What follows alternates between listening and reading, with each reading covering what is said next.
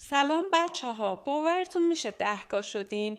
شاید برای خیلی ها یه عدده، ولی برای من یه دنیا خاطر است. من این پیج رو 1 هفته قبل از شروع جنگ با یه امید و ذوق و شوقی ساختم، ولی بعد از شروع جنگ و اون روزای خیلی خیلی سخت که امیدوارم کشورمون هیچ وقت اون روزا رو دیگه تجربه نکنه، من شخصا امید و انگیزم از بین رفته بود. ولی بعد از جنگ یه صدایی ته دلم میگفتش که شیما نترس، خدا داره مسیرتو میسازه، ادامه بده.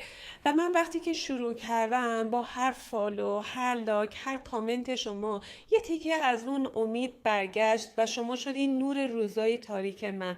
و الان میخوام بگم مرسی از خدا که همیشه کنارمه و مرسی از تک تک شما که دلیل ادامه دادن من شدین.